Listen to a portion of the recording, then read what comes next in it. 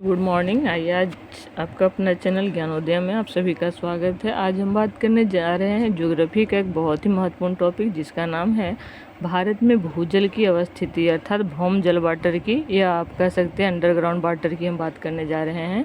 तो आज का हमारा प्रश्न ये रहेगा कि भारत में भूजल की अवस्थिति क्या है और इसके कारण क्या है और इसके निवारण क्या है। तो चलिए ज़्यादा समय नहीं लेते हुए हम अपना उत्तर प्रारूप को तैयार करते हैं कि भूजल की अवस्थिति दो कारकों पर निर्भर करती है। पहला है चट्टानों की बनावट और दूसरी है सतह जल की उपस्थिति। भारत में प्राचीन चट्टानों से लेकर नवीन चट्टानें तक उपस्थिति है। जहां दक्षिण भारत के अधिकांश क्षेत्रों में सर्वाधिक प्राचीन चट्टानें उपस्थित है, वहीं उत्तर भारत के विशाल मैदान में नवीन चट्टानें उपस्थित है। अब यदि हम बात करें कि इसे वर्गीकरण की अगर हम बात करें तो इसे 5 वर्गों में बांटा जा सकता है। पहला है उत्तर भारत का विशाल मैदान, दूसरा है हिमालय प्रदेश और तीसरा है दक्षिण का पठारी भाग, चौथा है अरावली तथा मरुस्थलीय प्रदेश। मैंने 5 बोल दिया था, 4 भागों में बांटा जा सकता है और आप अपने स्तर से इसे डिस्क्राइब कर सकते हैं। जैसे कि मैं एक लाइन का डिस्क्रिप्शन आपके पास दे देती हूँ कि इस मैदानी प्रदेश में सामान्यतः पूर्व से पश्चिम की तरफ वर्षा की मात्रा कम होती जाती है, अतः सामान्यतः भौमजल की मात्रा में पूर्व से पश्चिम की तरफ कमी आती है। दूसरा है इस प्रदेश में पारागम चट्टानों की उपस्थिति है, किंतु ये चट्टानें अत्यधिक कठोर है, अतः जल का रिसाव अपेक्षाकृत कम होता है। अगला है कि इस क्षेत्र में कठोर चट्टानों की उपस्थिति है, साथ ही साथ वर्षा की कम होती है। यही कारण है कि इस प्रदेश में भूजल की उपस्थिति कम है। उसके बाद है अरावली क्षेत्र में जहाँ कठोर चट्टानें हैं, वहीं मरुस्थलीय प्रदेश में वर्षा अत्यंत ही कम होती है। यही कारण है कि इस प्रदेश में भौमजल की उपस्थिति सबसे कम है। यदि हम बिहार की परिप्रेक्ष्य में बात करें तो बिहार का अधिकांश भाग मैदानी प्रदेश के रूप में स्थित है, अर्थात इस प्रदेश में पारागम मुलायम अवसादी चट्टानें उपस्थित है। साथ ही साथ बिहार में पर्याप्त वर्षा होती है।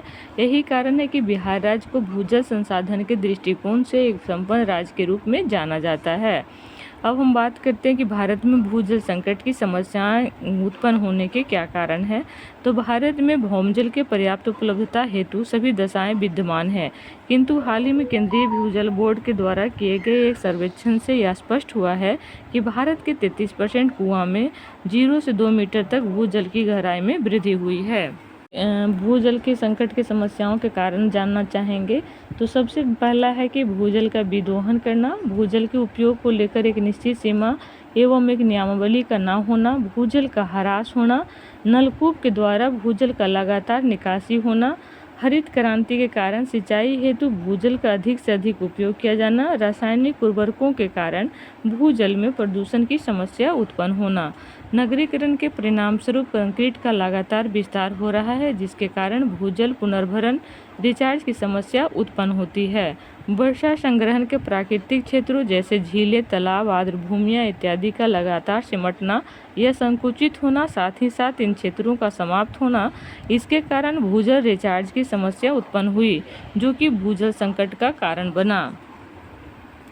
अभी जो तत्काल में अगर हम बात कर रहे हैं, अगर आप पीसीएस की तैयारी कर रहे होंगे तो मुझे उम्मीद है कि आप लोग अखबार के नियमित पाठक हैं, तो देख रहे होंगे कि ट्यूटोरियल या फिर कहीं कहीं खास न्यूज़ में आ रहा है जलवायु परिवर्तन को लेकर के। तो इसके कारण में आप इसे भी डाल सकते हैं कि जलवायु परिवर्तन के कारण वर्षा की प्रवृत्ति में परिवर्तन हुआ है, जिसके परिणाम स्वरूप सूखे की संभावनाओं में भी वृद्धि हुई है, जो कि भूजल संकट का एक प्रत्यक्ष कारण है। हम इसके समाधान की बात करते हैं तो इसे दो भागों में बांट करके देख लीजिए। पहला तो एक है कि आप अपने स्तर से क्या कर सकते हैं और दूसरा है कि सरकार इसके लिए क्या क्या प्रयासरत कर रही है या क्या क्या पहल कर रही है।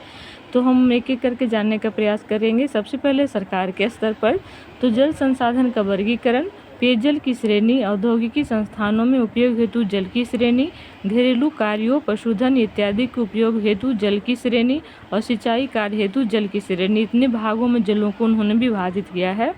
विभिन्न माध्यमों की सहायता से जल संसाधन से संबंधित जानकारी को साझा कर जन जागरूकता फैलाया जा रहा है। प्रदूषण की रोकथाम हेतु केंद्रीय प्रदूषण नियंत्रण बोर्ड की स्थापना की गई है। उसके बाद आप लोग दे सकते हैं जैसे कि अटल भूजल योजना, राष्ट्रीय जल नीति 2012, जल क्षेत्रों का मानचित्रण एवं प्रबंधन योजना, अमृत योजना और जल जीवन हरियाली योजना। और अगर ये निबंध में भी आ जाए तो आप इन सब चीज़ों को वहाँ समावेश कर सकते हैं। अभी जल नीति, जल के उपयोग, जल के संरक्षण 2012 में बना था। भूजल के उपयोग को लेकर दिशा निर्देश जारी किया गया। ये तो सरकार के द्वारा दिए गए। अब कभी कभी ऐसा भी प्रश्न दे देता है कि भूजल संकट को दूर करने के लिए आप अपने स्तर से क्या प्रयास करना चाहेंगे, अपना सुझाव दें। तो उस टाइम आप दे सकते हैं अपने तरफ से कि समाज में शिक्षित वर्ग के द्वारा जल संसाधन से संबंधित जागरूकता फैलाना चाहिए। बृहद पैमाने पर वानिकी जैसे कार्यक्रम किया जाना चाहिए। सामुदायिक या स्थानीय स्तर पर अपशिष्टों के निपटारे का प्रबंध करना चाहिए।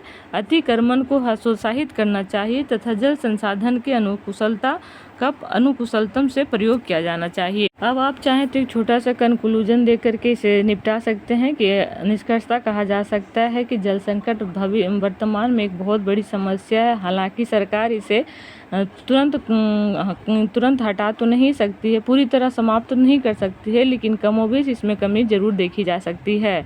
जो जैसे कि झील, तालाब अतिक्रमण का शिकार है, उन्हें पुनर्जीवित किया जाए तथा यदि संभव हो तो नए झीलों, तालाबों इत्यादि का निर्माण कर सरकार निर्माण करके इसे पुनर्जीवित कर सकती है। तो ये रहा आज का हमारा ऑडियो क्लिप। मुझे उम्मीद है कि आप लोग इसे शेयर और सब्सक्राइब करना नहीं भूलेंगे। जय हिंद, जय भारत।